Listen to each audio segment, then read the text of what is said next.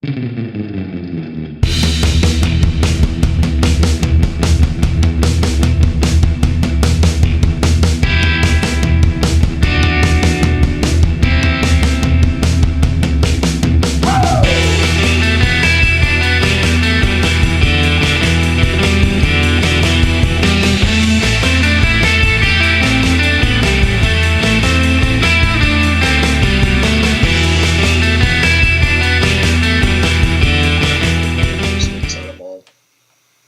did it. Build around it? It's inside the mall. It's inside the mall. I'm excited. I'm pretty pumped. You're pumped. You're excited. I'm pumped. I'm excited. I'm jazzed. Welcome to the Down in Front Podcast, the official podcast of downinfrontpodcast.com.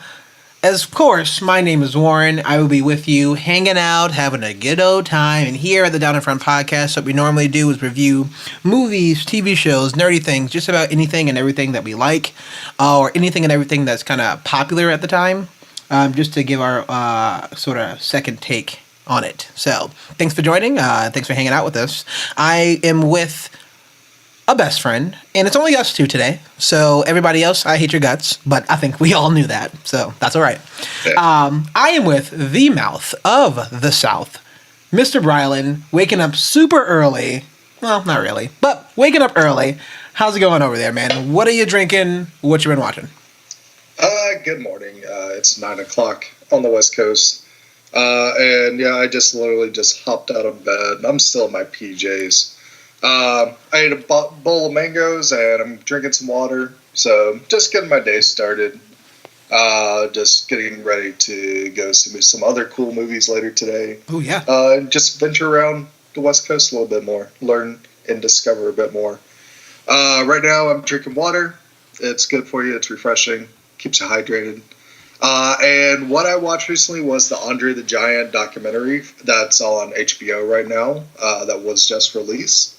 And it is a fantastic documentary. I would say if you don't know anything about Andre the Giant, it's definitely worth watching to just see what type of a man he was and what he means to like professional wrestling.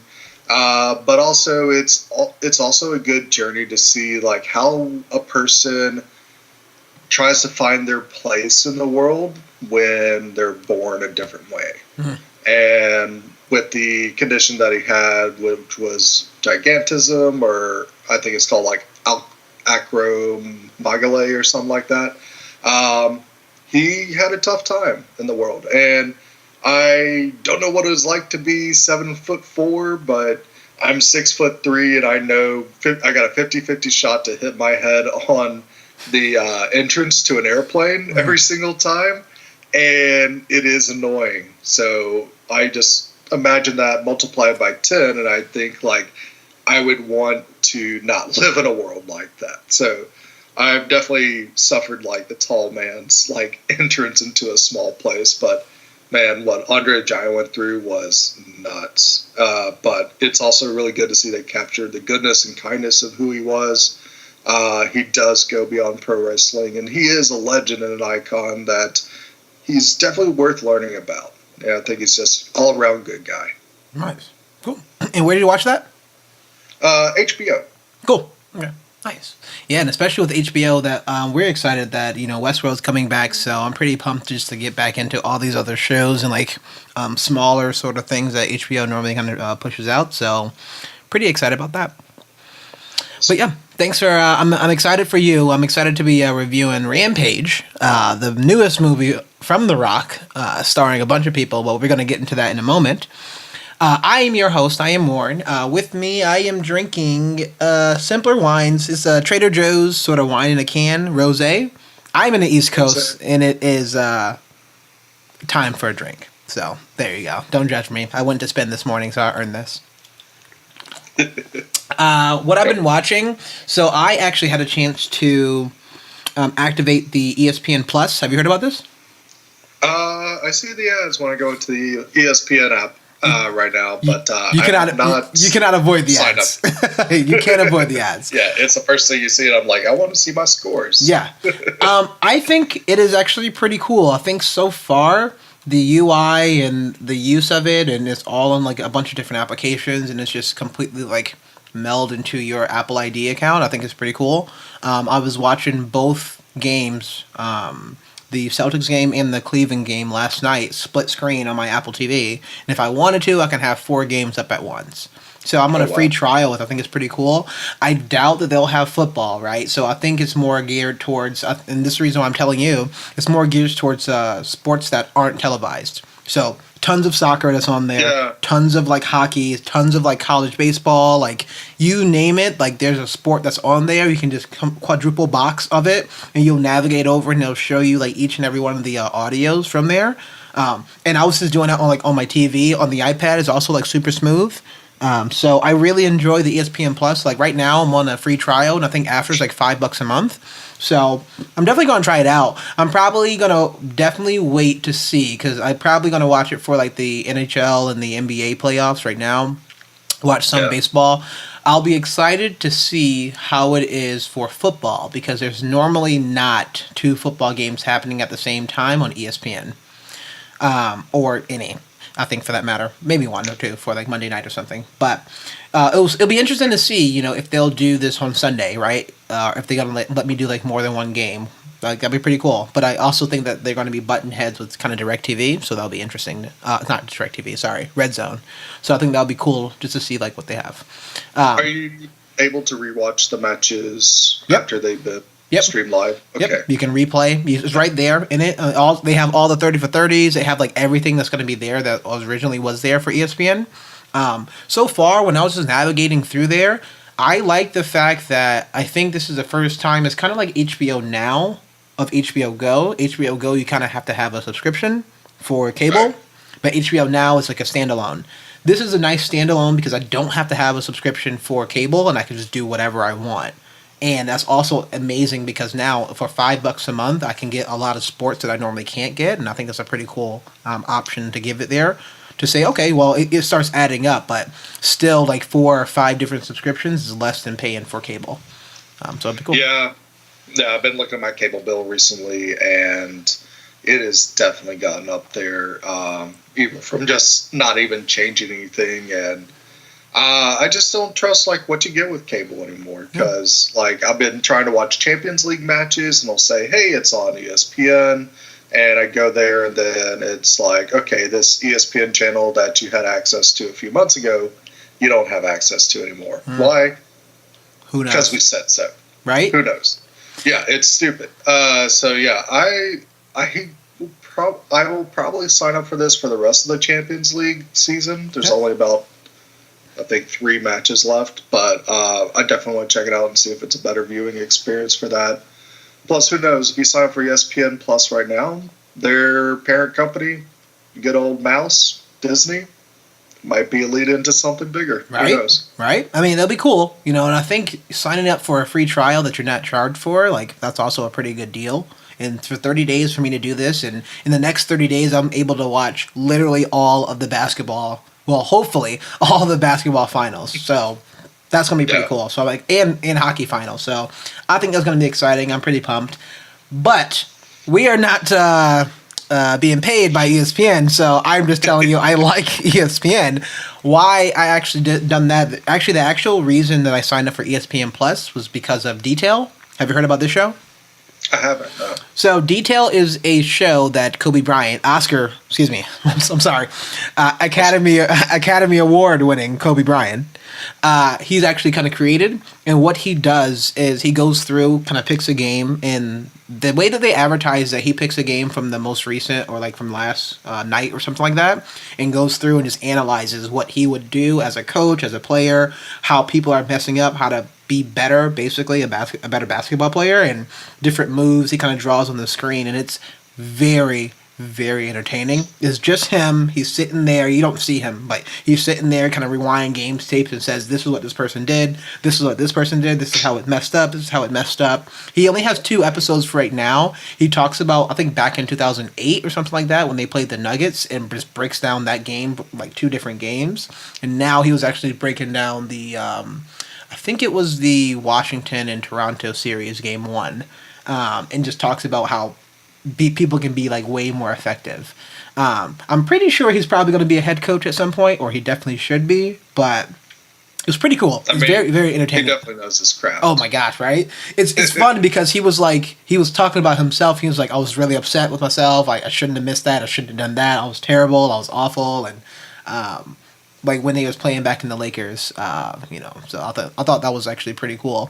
So that's detail. I'm really hoping right now it's only 2 episodes. I don't know what the schedule's like, but I'm assuming that he has to get the game tape, because then he looks at all the game tape and then analyzes it from the game tape that comes out. So game tape normally comes out the night of, if not the day after.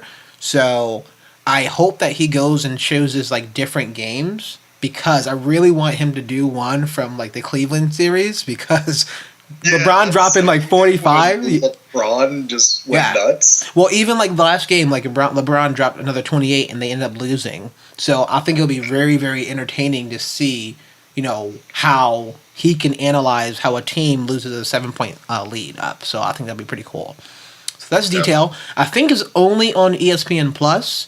I don't know if like people can share accounts unless it's like tied to their Apple ID, but I'll be interested to see if you can. Like if I can share with like my family and friends, I think it'd be pretty cool. Cool. So we are here today, drum roll please, not really, to talk about Rampage 2018, The Rock's newest quote-unquote film, directed by Brad Payton, starring Dwayne Johnson, Naomi Harris, Malin Ackerman, Jeffrey Dean Morgan, like a bunch of people. And it's really going to be based off of the video game that's back in the 90s that talks about Ralph, George, and Lizzie. And then they like expanded on a bunch of that stuff. But there really is like a video game movie and kind of just talking about a bunch of different exciting stuff. So we're getting ready to kind of review that. George too, so I definitely want to give.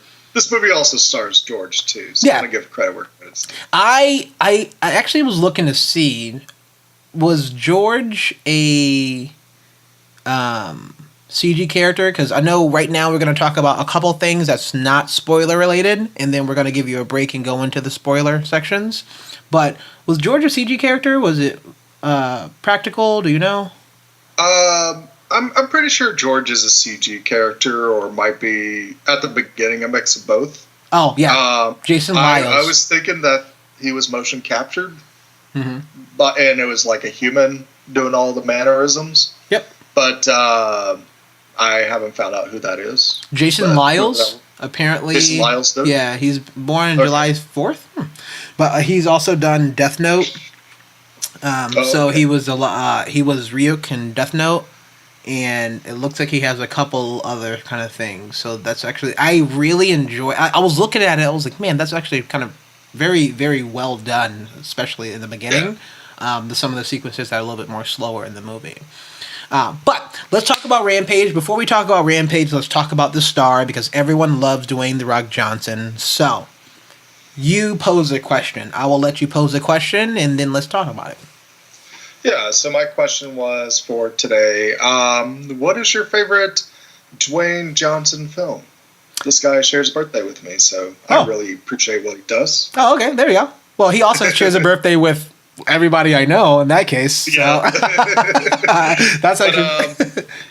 he's definitely someone that's made an incredible transition to being a movie star and being the biggest movie star in the world.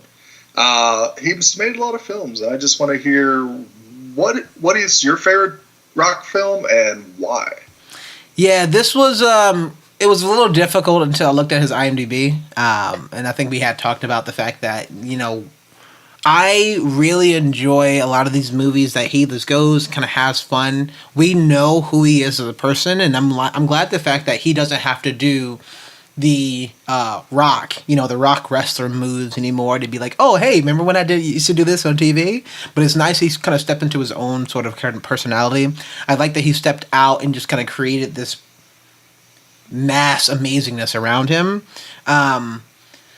My favorite movie, I was about to say Jumanji, because he just looks like everybody was having a great time. He basically stepped out of the action hero and was like a super nerdy kid, and like I loved like all the stuff that he was doing, just kind of having fun with that, so that was amazing.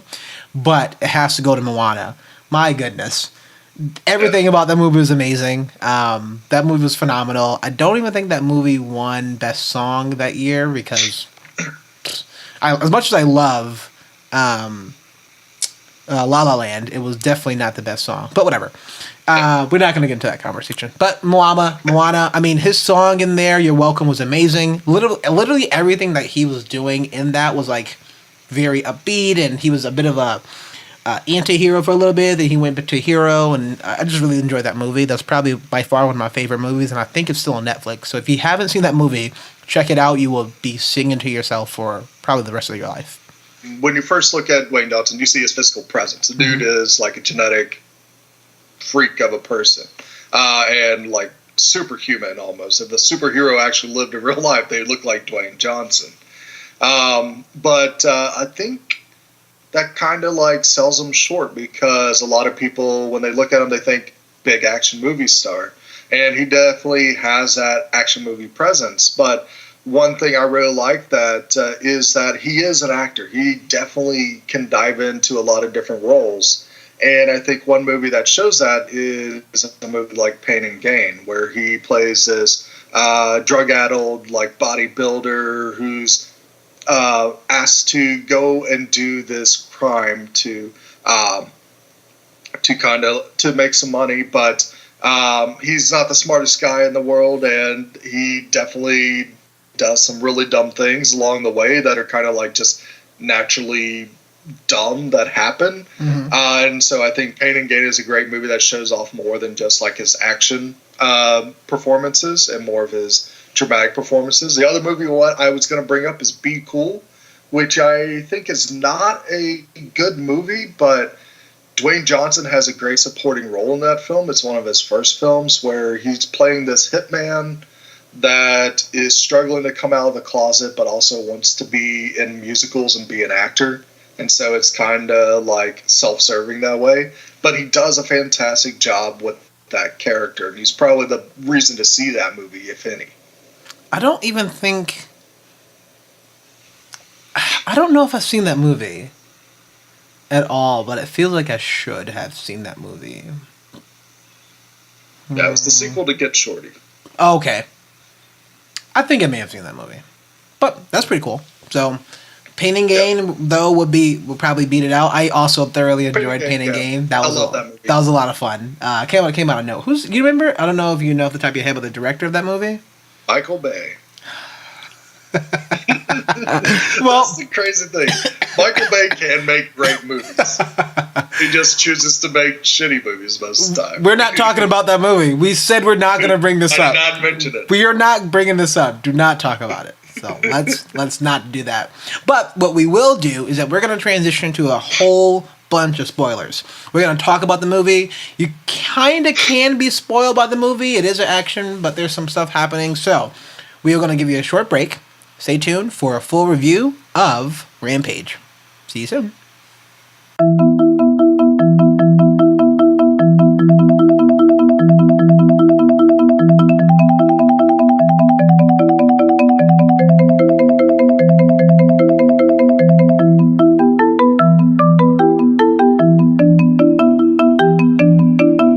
We are back, and we are the Down in Front Podcast, official podcast of downinfrontpodcast.com. Today, we are reviewing Rampage, starring The Rock. We are going to get into a full spoiler section. I'm Warren. I'm with Brilund. Let's start it up. What we're going to be doing is breaking up. We're going to talk about, the acting of the movie. We talk about the plot, and then we overall talk about the action before we're going to be giving you our final thoughts. So I'm going to toss it over to Brilund. And Brilund, there's a lot of things in this movie. So there's a lot of humans in this movie. There's a lot of non-humans in this movie. Tell me about the acting, things you like, things you didn't like, and let's start this. Yeah. So first off, let's start with the star himself, Dwayne Johnson. I think for a movie that I wasn't really expecting much out of, he definitely brings a lot of heart and a lot of fun to the role that he has. I find that with him and George, who is a creature, that they have a buddy relationship that actually shines through in this film. And for a movie that's based on like a quarter muncher where you just like choose a character and start smashing things, it's cool to see that they took the time and care to actually build this relationship between the two. The whole opening scene where Dwayne's primatologist slash former special forces guy, which I actually bought into because of Dwayne Johnson. That his whole relationship with George and that whole event they have where he's like showing off some students like nature primates and stuff like that. The joke that George pulls on one of them, that's all you need to build that relationship and say, hey, these are best friends. These are two creatures that care about each other and that they're besties till the end. And they had me at the first middle finger and like joke. So good. George is just like, yeah, that's. I mean, like, and especially like, I love the fact that they set something up and you put something up there that pays off so well later. They set up that moment of he gives him the middle finger and you like see that, and then at the end, and so he sets the middle finger moment. He does that to him. Everybody's kind of laughing. He's like, I wasn't crying. And he's signing. So I don't know if he's, but I like the fact that he's like signing this too, and I think that's like pretty amazing. But and then at the end, after George is like just basically like brutal, like this man, like this ape, right, is just like have a stick through his chest, and literally, I thought for sure that I was like, oh, okay, this sucks. He's like dead, and he went through all this stuff, and Rock started crying, and it was a really tough moment. I was like, damn, I'm surprised they actually did that. Yeah. But then he's like, did you move your eye? And he opens his eye and closes. He's like, I see you moving your eye. And I was like, oh my gosh, I love everything about this part. I love everything about that relationship, and I'm glad they paid it off very, very well. It's as if I think when I watched this, I sat there and said, I wish that this was what King Kong movie was, because this was King Kong. Arguably, it just done way better, like way more personable. It had way more sort of mannerisms for that character, so I thought that was kind of funny. But I loved that their interactions together. Yeah, and it feels like Dwayne Johnson did his homework for this movie, like the way he just delivers like information about how primates behave and how he shows like the empathy and care when he's at the San Diego Zoo when George is injured and has been gassed by the CRISPR device. That you believe him. You believe every word that is coming out of his mouth about like primatology and the behavior of animals, because Dwayne Johnson's able to convey that type of emotion to you. And that's one thing I really like, is that it's not just pure action with Dwayne Johnson in this film, that there is those dramatic moments that he's able to sell really well to you, to the audience as well. The only other person I think did a pretty cool job, and he's kind of out of a left field, like supporting characters, Jeffrey Dean Morgan. He's there to choose scenery in every moment. Mm-hmm. He has this like recurring phrasing of this old cowboy wants to do this. I mean, it's basically his Negan character, but not a bad guy. Exactly. And he's like, I work for the government, but I can't tell you who I work for. I'm a cowboy. And that's all he says, but it's entertaining. Yes. And he does do some really cool like one-overs on the real bad guys of this movie, which are the Wymans, brother and sister corporate CEOs, that they seem to be in a different movie. Yes. They are weird. Yes. First off, I didn't know that was Malin Ackerman. She looks totally different. Well, her hair. Yeah. And she's just there to be super bitch and just say, I am evil. Let's do evil things. My evil thing worked. And then her brother eats all the time.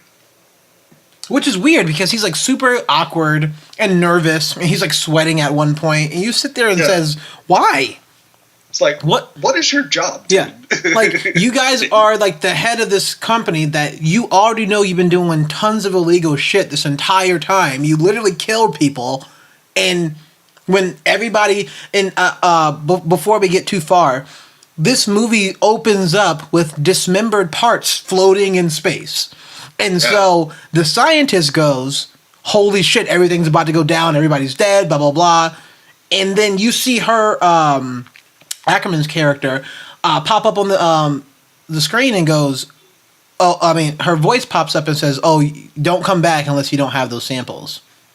I'm like, damn, she's a badass. All right. And then we meet her. You're like, oh, okay. But then why is he here? Like, there was no point that he had to be in the movie at all. And I just felt that it was really stupid. Yeah, it was definitely weird casting and weird acting.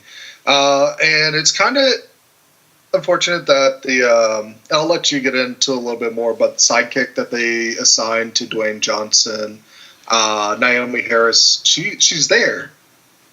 Why is she there, though? We don't know. Yeah. And I get she does a solid job. I mean, she's not annoying or anything like that. It's just that her presence isn't really felt to this movie. She got inserted into the story. She woke up, she was running late to something. And all that we got to her introduction was, she was running late. She found out something happened from some information that I watched on TV. Super convenient, but I'll let it go. And then as we kind of see her like leave, there's a slow shot that stayed on the picture of her and her brother that looks like he may have been going through chemo, but he's like in a hotel gown, he's bald, and it almost there it seems like, okay, he must have died. So, all right. That's our character introduction. So anytime after that, it's like she was only put there so that she can be saved. She wasn't really a factor at all, to be honest with you. I'm trying to find moments in this movie that it's like, oh, she like affected somebody in a certain way. She wasn't a love interest. Yeah, that was interesting because they set up this thing at the beginning where they talk about like, Dwayne, why don't you ask this girl out and stuff? And it's like, you know what, primates get me, but understand me better and stuff. And it's like, I understand animals, I get along with them better. Which is a cool point to bring up about that character. But yeah, they never kind of like go anywhere with that too, because they introduce her and you think, oh, that's going to be the love interest, but it never happens. Well, and even for that, I'm going to talk a quick tidbit.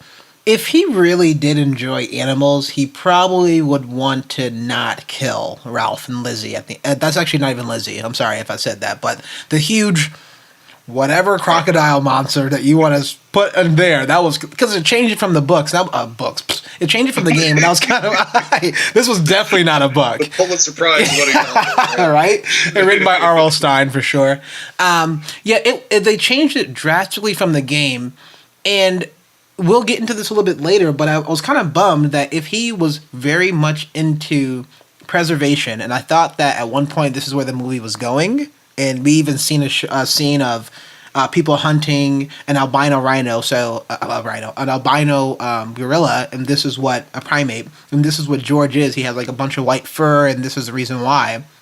So it kind of went in there, and we find out that the reason why the Rock character, whose name is Davis Okoye, the reason why Davis the reason why he was in the primate is because he was basically told to leave because he killed a bunch of poachers, and we find that information out. Like, it was a pretty tough sort of reveal, but I would think that he probably would want to try to heal these animals because they are all innocent. Right? Just like George. George is innocent. He killed a lot of people at the end of this movie. But he destroyed. Sack of grenades inside the lizard, no problem. Yeah. But yeah, he straight up killed that thing. And I was like, ooh, all right, but what's up? So I was kind of bummed about that, but they obviously wasn't going there. We know that it was going to be George and Davis kind of doing their thing. So I thought that was kind of pretty cool. And he knows that he has a way of like trying to connect to George, even if it doesn't work out. Yeah. He doesn't know anything about these other two animals except they're wild and that they are being affected the same way. And you just can't communicate with some species the same way as you can to species that are more related to you. Yeah, but it was also made apparent... You're not teaching a crocodile sign language. Right. Fair. But it was made apparent that, Ralph character, which is the wolf character, that he can fly, and it was like going around and it was like mixed with all this other like DNA stuff. Yeah. It was made apparent that the crocodile character, who has no name, was also mixed with some DNA stuff, and that's why it's so large. It wasn't quite explained what George was mixed with, besides just growing large and being angry. Yeah, it just looks like he got bigger, whereas the other animals, they had other creatures. Other stuff. Genetics that smashed it. And I thought it was interesting, too, and this is a bit of a callback from a podcast I missed, but the crocodile character definitely reminded me, and I got a little creeped out, because it reminded me of the crocodile in, Annihilation? Yes. Did you get that feeling, too? Same kind of thing, like DNA being just smashed together and new creature being formed. I got really creeped out. I was like, I don't want to remember this movie. Like, I like that movie a lot, but not because of that. I was like, that was cool. But yeah, we were talking about the acting, and Naomi Harris' character, her name's Dr. Caldwell, or Kate Caldwell. We introduced her. We didn't really get much from her, and it felt like she was acting the shit out of this role, and she was trying to do as best as she can, but there was just nothing. Either there was like not a good script, or we just didn't learn enough for her character, or I also figured, why is she kind of there if she's not the love interest? And then The Rock was just kind of pushing all people away until he met her, and then he met the other cowboy. We talked about it, and Jeffrey Dean, who was Harvey Russell's character. And so I think that was kind of interesting enough too to be like, it was kind of a bummer. Like I felt like as a whole, the casting was just kind of miscast. Even so, I would say the Rock was also a miscast in this movie too. As much as I love him, I don't know. He draws too much attention to him, and so you want him to do stuff. And there's points and moments that he has like these comedic beats that are really fun, but they're out of place for the scene. And it's kind of weird. Yeah, like I think that might go along with like when he knocks out those two soldiers. Exactly. It's like, all right, it's a big arm, buddy. You're just gonna go to sleep. Right? Don't fight it. It's kind of like out of left field type of humor, but when you look at Dwayne Johnson, you're not gonna think primatologist, but his acting in here makes me think he's a primatologist that did serve in the special forces. And I would say I would disagree with you on that. Okay. That I don't think he feels miscast. Mm-hmm. I think it's just it's his movie and he's the anchor for the movie. Fair. And like it's just the rest of the group is kind of miscast. But I think they did a good job with Jeffrey Dean Morgan. I would say even though it's a bit part, Joe Manganiello is cast fine for that small role he is. He is leading a special forces team, and he has to look badass with a gun, and he does that just fine. Well, and I know that's a weird scene, but it's a fun scene. I think I'll try to loop back to this during the action. I thought that was a very fun scene. A bit on the nose, but at the same time, this entire movie was a bit on the nose. But you knew going into there, they like, oh, we have this badass. He's getting out of his car with a gun in his hand. I was like, oh, this guy's a badass. But he doesn't do anything. We call him. You remember what his name is? Do you remember the name that they give him? I don't remember, but they talk about it like, why did we buy this like super secret private military organization last year? And they're like, it's for these moments. Yeah. And that's pretty much the setup. And they even have a line with these guys that goes, I should have brought the 50 cal. No shit. What do you mean? You don't even know what you're fighting. Why you should be prepared for everything. What? I think that's hilarious. But I think that was a well-casted moment. I still think that The Rock would have been a different choice, but it's okay. We can kind of agree to disagree. I think that was kind of interesting that you had mentioned that the antagonist of it was a brother and sister, the Widens. But I also thought like basically the entire American army and government was the antagonist because they did not want to listen to anything, any reasoning at all. They just wanted to fucking kill everything. And we have seen this that colonel was the dumbest colonel ever. And I just sat there like, bro, listen to logic at this point. You just put all your forces got blown through by 2 of these rampaging monsters, by 2 of them. And now you're going to throw a bomb, a Moab, on a city that you have no idea if it's going to kill them or not. Because if it doesn't kill them, then what? No, you just killed a bunch of people. City. So I thought that was kind of silly. Yeah, I thought it was fun, but at the same time, you don't want to pick apart this movie. We're going to do it anyway because that's what we're here to do, and that's our job. So I appreciate and why does Hollywood like to destroy Chicago? It reminds me of a movie. Oh, the amount of... I'm not going to mention it. Don't do that. Shut up. We're not going to go there, man. But the amount of product placement, my goodness. I felt like this was a Michael Bay movie. For sure. And I'm like, I get it. I get it, guys. Let's move on, please. Anything else you have for acting before we move on to talking about this amazing plot?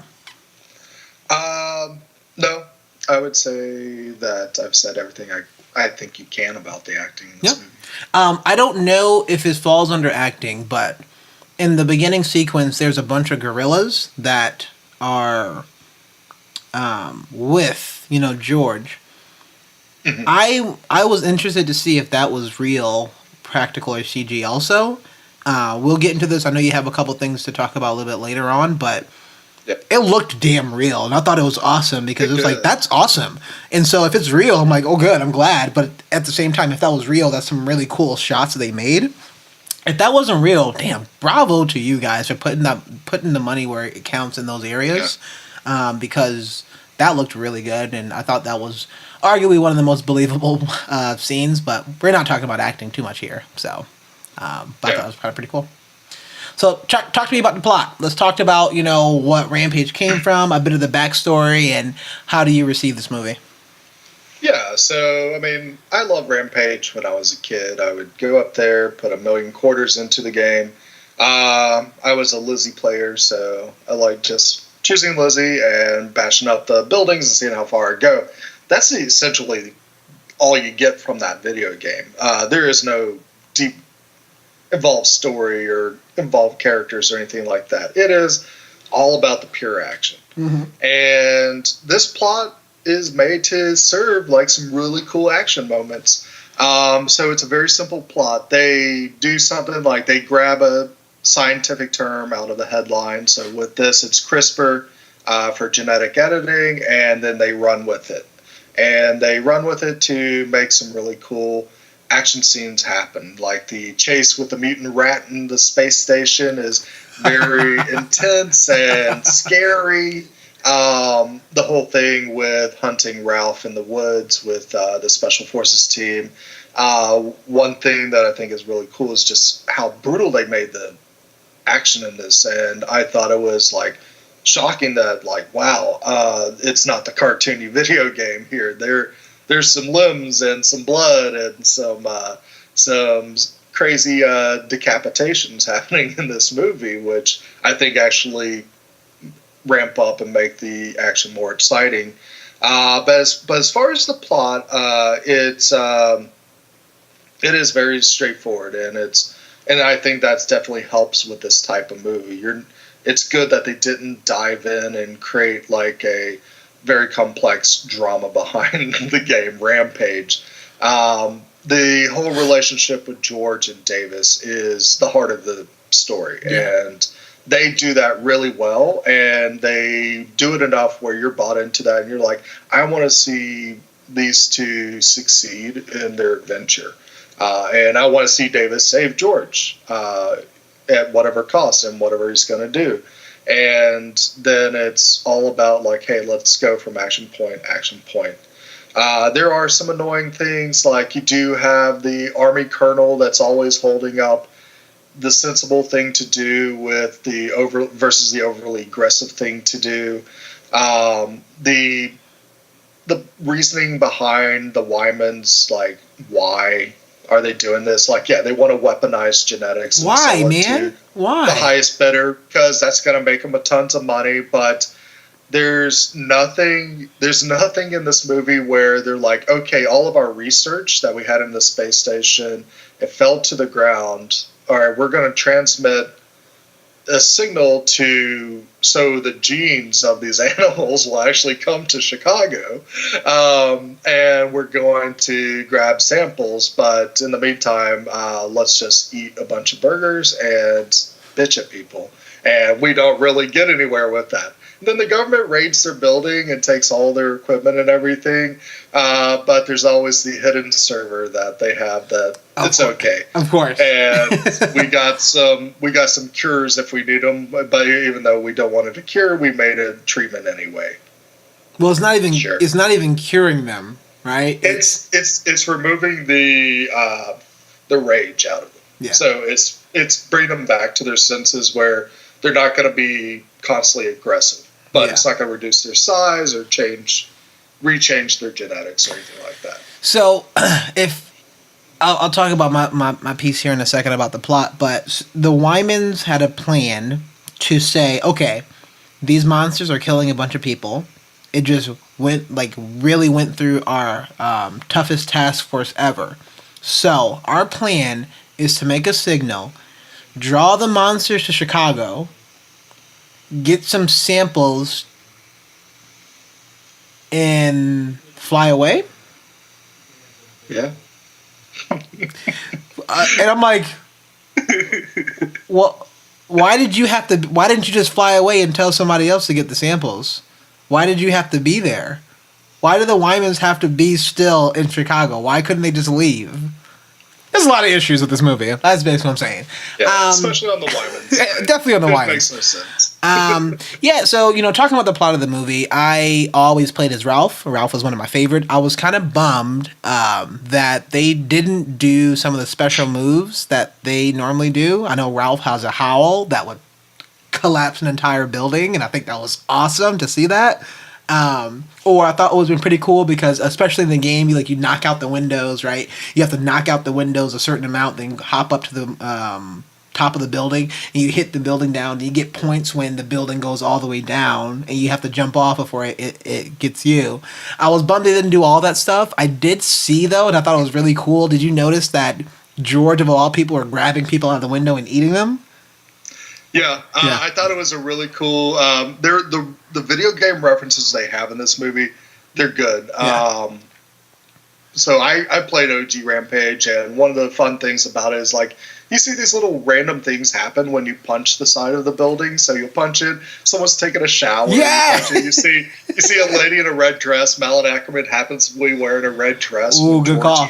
Good call. So it's hey, that's awesome that you actually did that. The only annoying video game reference was just seeing the Rampage arcade game framed in the Wyman's office every single shot. It's I know this is Rampage. I don't have to see the video game in here. And they named their project Rampage. What? Because it's their favorite video game.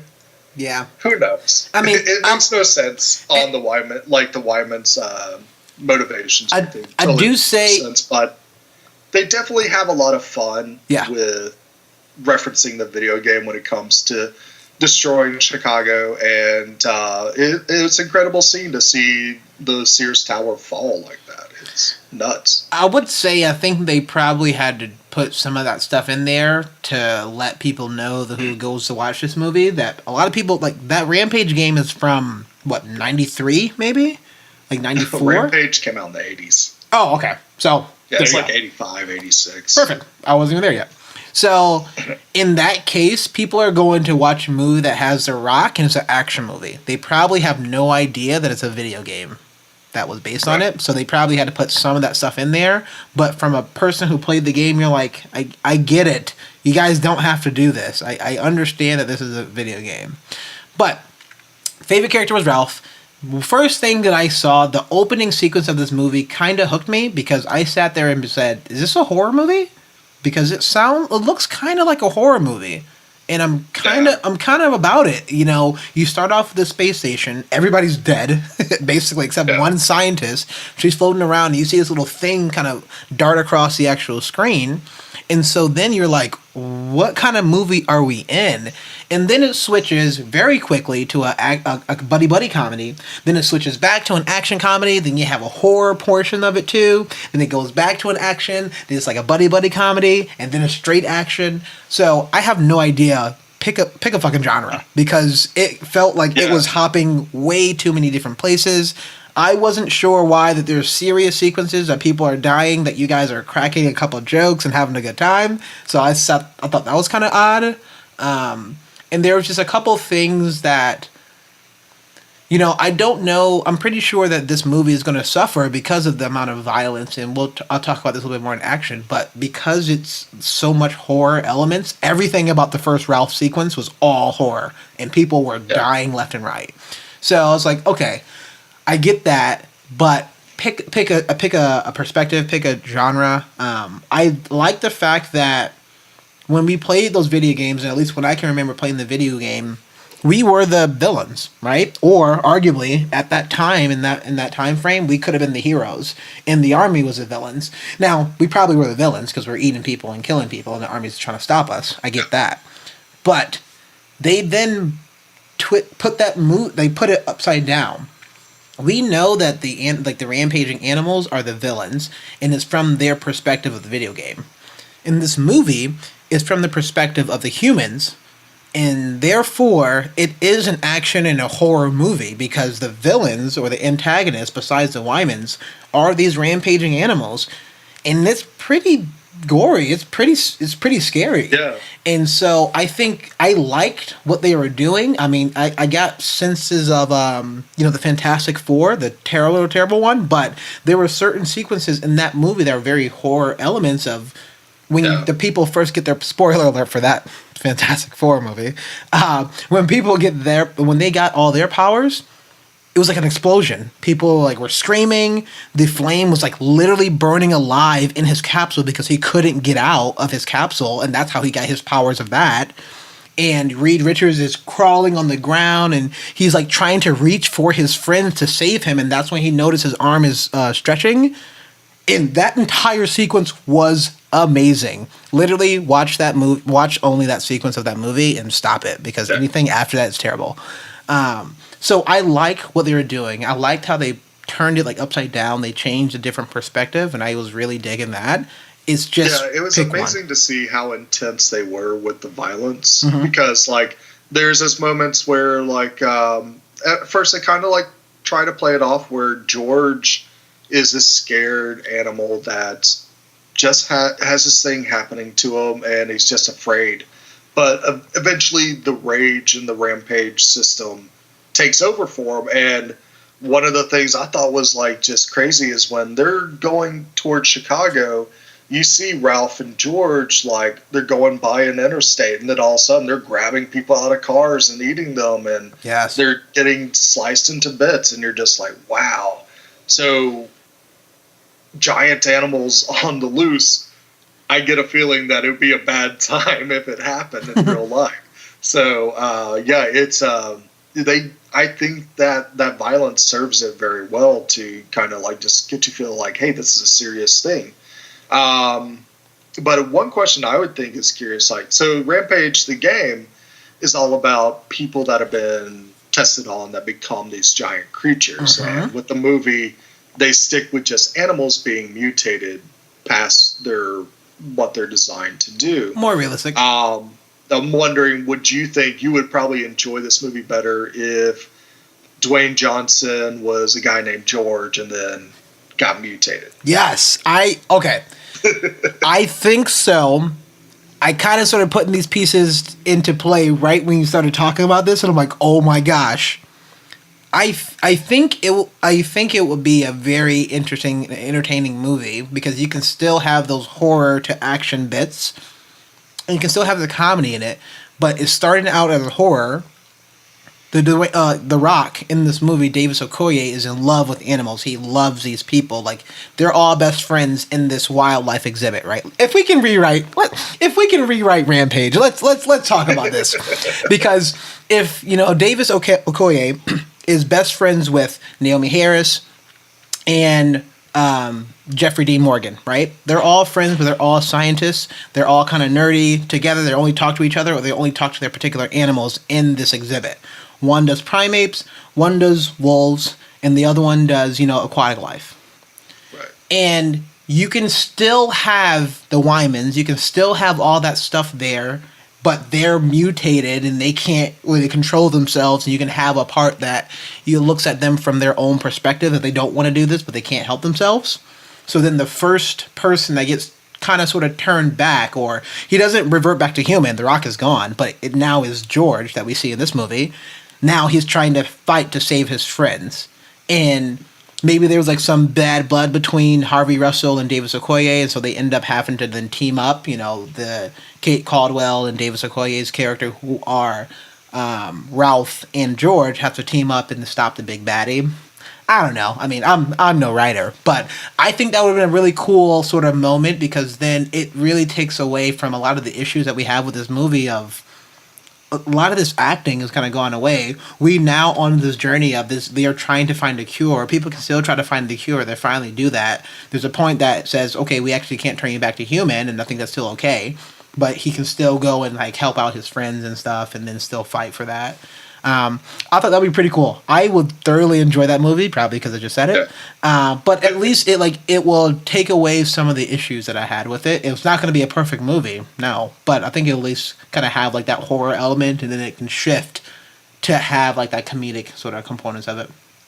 Yeah, it'd be interesting. It'd be like, what do we do when the smartest people in the room are actually the ones that are affected? Yeah. So how do we figure that issue out? Right, and that'll be cool, you know, because I still have a lot of people. I was kind of bummed. I really liked, I can't remember what else he's been in, but PJ Byrne plays Nelson. He's like The Rock's sort of like best friend, sidekick sort of thing. I think he has like some interesting stuff that he does. He's actually in Tremors, that's coming out, a TV movie. Yeah, I don't know about that, but I've seen him in like some other stuff. But I liked his role. I thought that was kind of pretty interesting, of like what he was trying to do to kind of get him more acclimated into it. And so, if The Rock is going off to be the big baddie, he can then step in to be like The Rock, because he is now the smartest person. But he also does a lot of logic and reasoning and why they shouldn't kill these people. And these guys are people. These animals are people too. We can get into all that stuff, but I think it'd be pretty cool. Good stuff. We should write that script and then pitch it. Yeah. Dear Mr. Hollywood. Yeah. So I mean, we talked a bunch about plot. You know, we have a little bit of action left. We already kind of melded some other action stuff, some action sequences that we talked about. What other parts of the action do you want to kind of explore? Well, I did want to just talk about overall that the CG work or the effects work they do in this film definitely serves the action really well. Like I was mentioning earlier, that they definitely take a brutal, violent approach to the results of the rampage of the animals going on. And I think it makes for an exciting time, but also very intense, where it is kind of this horror element that's in the middle of this action-adventure movie. And whether it's CG or a mix of both or practical effects, I think everything with George is fantastic. He looks like a real primate that's definitely been affected by something and just keeps on growing and growing. Like even seeing him lash out when he just got affected, and even though you don't see this event happen, they talk about him killing a grizzly bear. And you see him in the bear's cave with some claw marks on his chest, and he's afraid and everything. And that moment, like, I was like, yeah, I kind of want to see George get better, because I like him right now. He wins you over with like his weird sense of humor, with giving people middle fingers and stuff like that.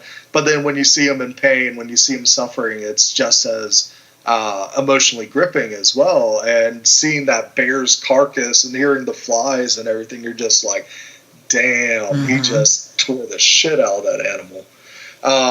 But also you get some crazy things, like when they go to Chicago and start tearing up the Sears Tower, there's a lot of crazy destruction going on. The fight that Davis sets up between Ralph and Lizzie, where Lizzie just straight up bites Ralph's head off. It was nuts. Yeah. And then the final fight with George and Lizzie is a fantastic fight. I thought it was like, it had a lot of good beats to it and a lot of intensity where you're like, I don't know if they're able to stop this because it's an armor-plated eating machine. But they find a way to do it, which is really cool. But I enjoyed it. I just felt that The Rock needs to die or something needs to happen to slow him down. Because this dude got into a plane, almost into a plane crash. He got into a plane crash. They crashed with the helicopter. He got shot.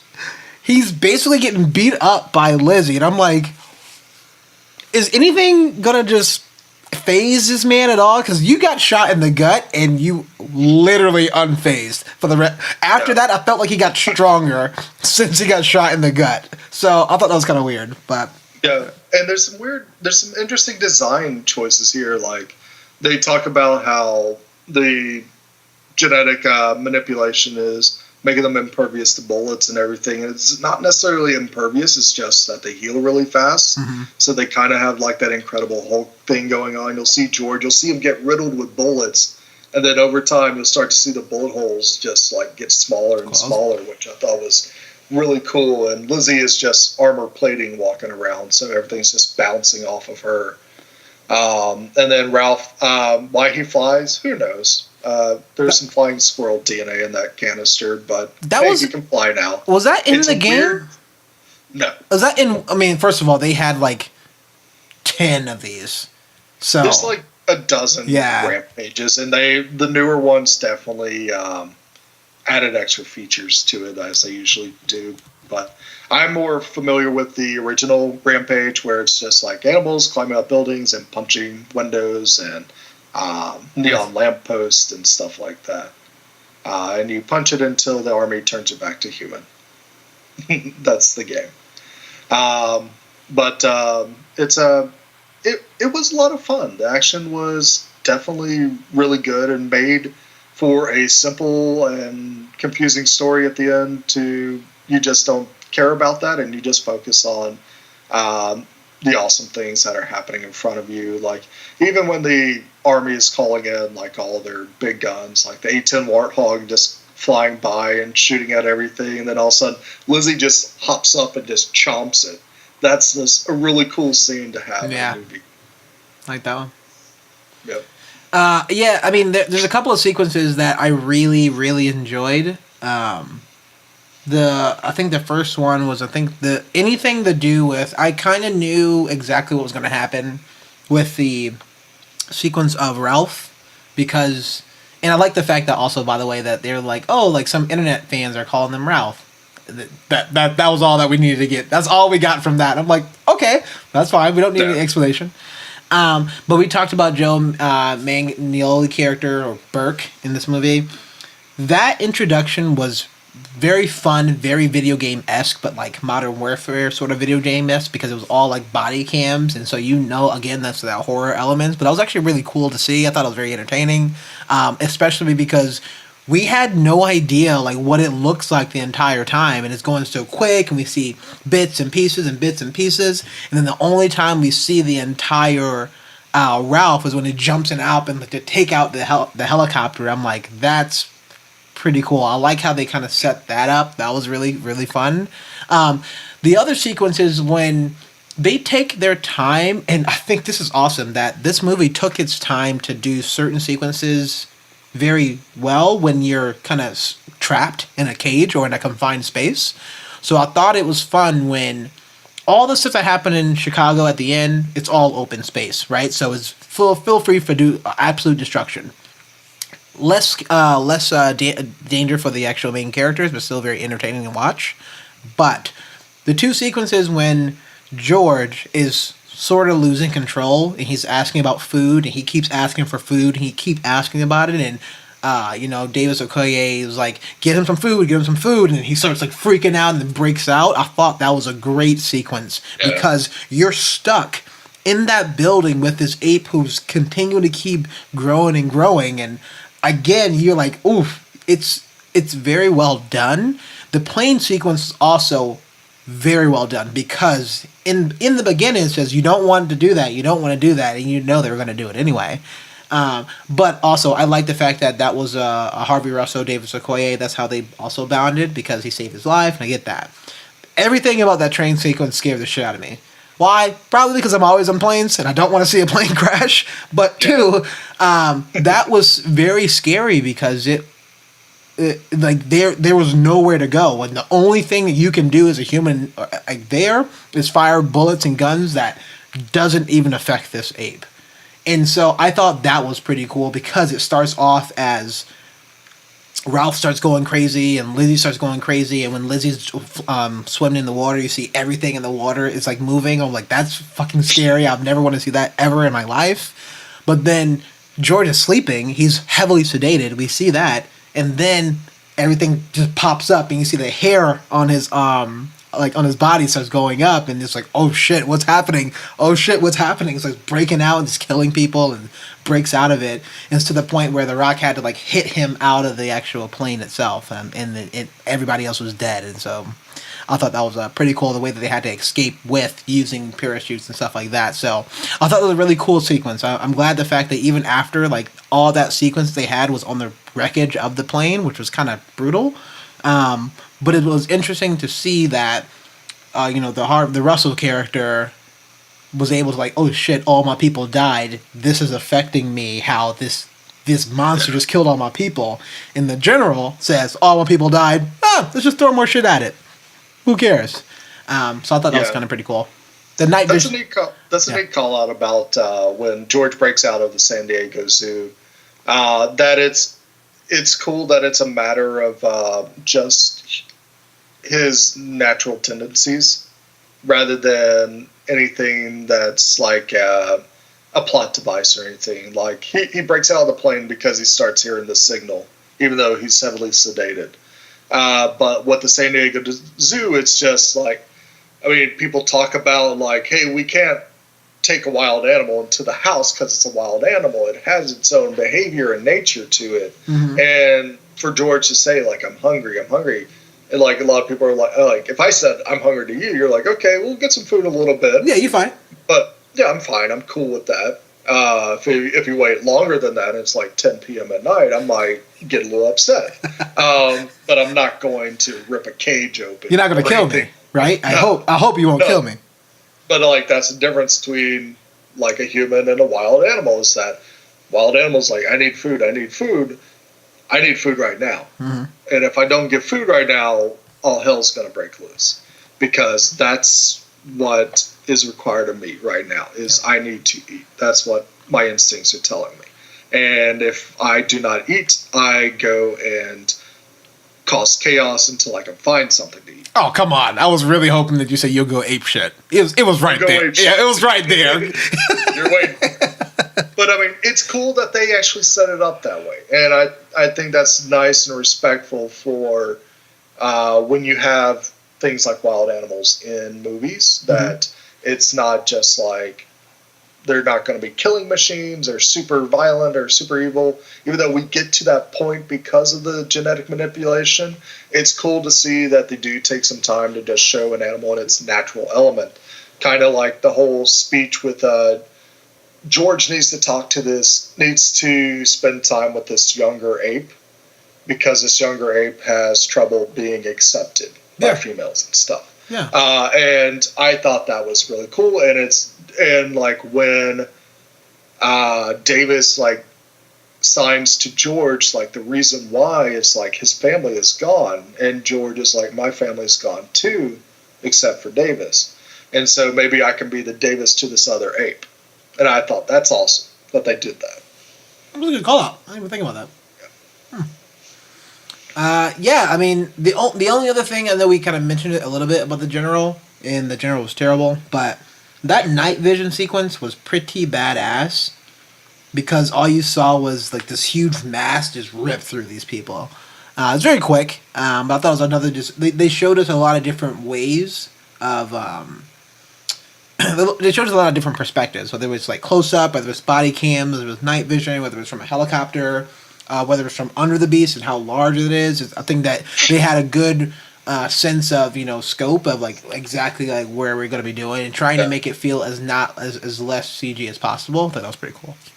Yeah, and I like that the animals weren't Pacific Rim size. They weren't building size. So I think it was a lot more. It made it a lot more fun that when they started destroying Chicago, it's like little by little and just starts piling up until the Sears Tower falls and damages a lot more stuff. Yeah, that was pretty cool. All right, I mean, we're feeling good. We're looking good, as always. But, let's move into our final thoughts for Rampage. So, what are some things that you would tell our audience, tell our beautiful, beautiful listeners? Or would you recommend this movie? Wouldn't recommend this movie? And if you do recommend this movie, is there any other movie you would tell them or any other stuff that they should know before going into the movie?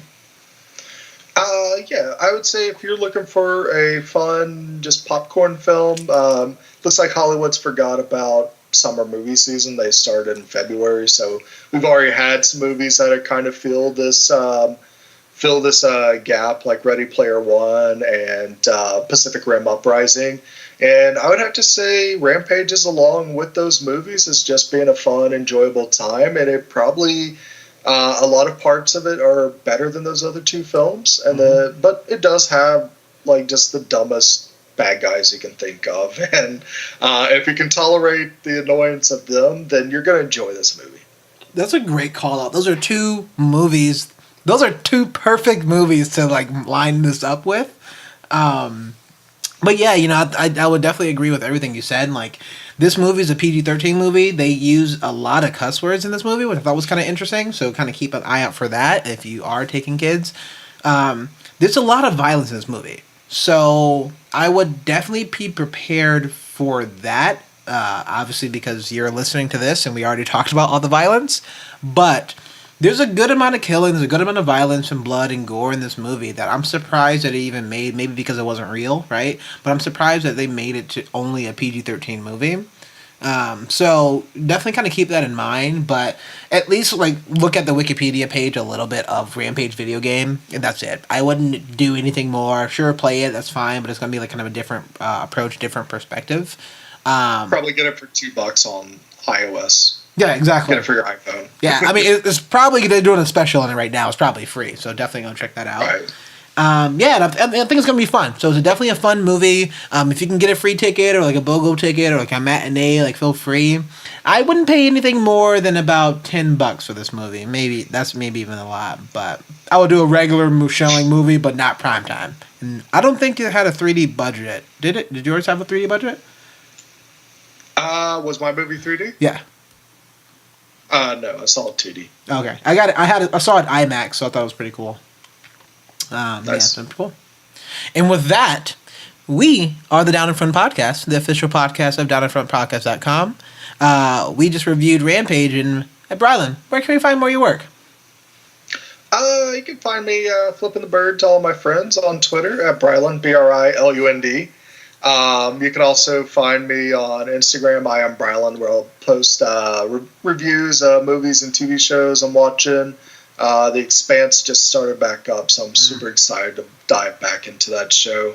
And when I'm not in California, I'm the host of the Gamescast, twitch.tv/downfrontpodcast.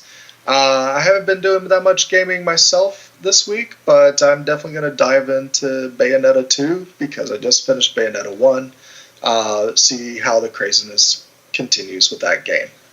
Nice. Yeah, me and Abbott, host of Fear Bonus, are still obsessed with Monster Hunter. I really hope that I can kick this addiction because I need to get back to my life. So that'd be great. Yeah. But for more of my work, I am just basically on the internet as AXTIUNJ. That's for Action J. Twitter, Facebook, you name it, I'm going to be there. I'll post a bunch of random themes. Normally it has to do with drinking and traveling. So kind of keep that in mind. Or being vegetarian or vegan. So keep that in mind also. Before more of our work, definitely check out our website. We have Facebook, we have Twitter, we have an email, website, like literally anything and everything. Definitely check it out, downinfrontpodcast.com. Search for it in the Google browser or whatever browser you need, and you use. Search for it for Down in Front Podcast. We would say if you definitely want to kind of help us out in anything and everything is going to be appreciated. We do have a Patreon, so patreon.com/downinfrontpodcast. We do have like the price on the can tier. So if you do want to hang out with us, all we were saying is definitely kind of donate. It's 99 cents for that. That'll be kind of amazing. And definitely kind of helping us out. So anything and everything is pretty cool. I'm excited for this week because Westworld 2 is coming back. Atlanta, I think, is getting ready to end fairly recent. And this next week, one of literally the biggest movies of the year is coming out. That's Avengers. Super Troopers 2. Okay, yeah, right. You shut up right now. Avengers Infinity War, I have been completely avoiding every trailer, every spoiler I can. I'm watching it on Thursday. Do not tweet, do not at me. Do not spoil this for me, please. I will find you. I'm watching it on Sunday, I think. Okay. So, I'll be watching it in the matinee with all the old people. That's just good. Are old people gonna go watch that movie? Probably not. But if you do want to ask Jesse about what he thinks about Rampage, you can go to Jesse's Monkey Business at ymail.com. I'm so good. Oh man, that's so good. Jesse is by far the most liked in this podcast, so that's pretty cool. Yeah, we all love Jesse. We love Jesse. And we love you all. And we'll see you later. Thanks for listening. Bye.